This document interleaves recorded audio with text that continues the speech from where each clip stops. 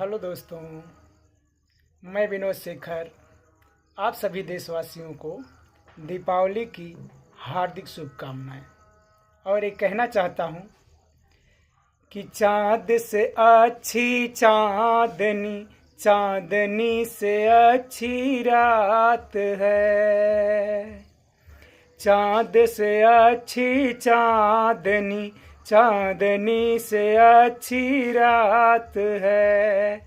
रात से अच्छी जिंदगी,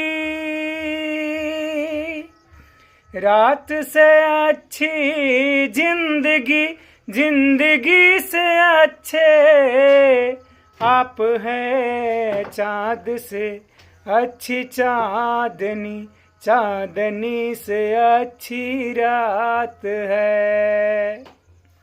जय हिंद, जय भारत।